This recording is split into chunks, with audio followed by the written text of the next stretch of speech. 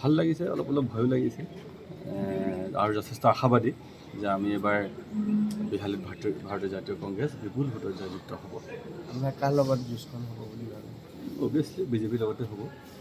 মই আপোনালোকৰ জৰিয়তে খালী জিলা প্ৰশাসনক অনুৰোধ জনাওঁ যে তেখেতসকলে যাতে নিৰপেক্ষভাৱে এই পৰ্যায়টো 5-6 ঘণ্টা পৰ্যায়টো যাতে ভালদৰে পাৰ কৰে। কাৰণ ইলেকশ্যনৰ আগদিনাও মই দেখিছিলোঁ মোক খুব হেঁচা প্ৰয়োগ কৰা হৈছিল। গতিকে আজি যাতে সেইটো নহয়, আজি মানে নিৰপেক্ষভাৱে খুব সুচাৰুৰূপে হওক, তাক মই যথেষ্ট জিলা প্ৰশাসনৰ ওপৰত আশাবাদী আৰু কামনা কৰিছোঁ সকলোৰে ভাল হওক, মংগল হওক আৰু ভাৰতীয় জাতীয় কংগ্ৰেছ আজি বিপুল ভোটত জয়যুক্ত হ'ব মই আশাবাদী। আপুনি উল্লেখ কৰিছে মোৰ হোটেলত ৰেড মৰা হৈছিলে, 2খন হোটেলতে। বিশ্বনাথ চাৰিআলিটোতো কেইবাখনো হোটেল আছিলে।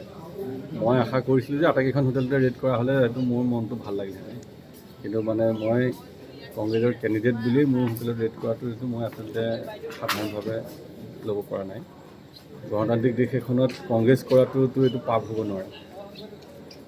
ভাৰত স্বাধীন হোৱাৰ পিছত এখন সংবিধান তৈয়াৰ হৈছে। এই সংবিধানৰ নীতি নিয়ম অনুযায়ী প্ৰত্যেকজন মানুহে ৰাজনীতি কৰাটো এটা মৌলিক অধিকাৰ আৰু সেই অধিকাৰ মতে মই জাতীয় কংগ্ৰেছ কৰিছোঁ আৰু মই প্ৰাৰ্থিত্ব প্ৰদান কৰিছোঁ।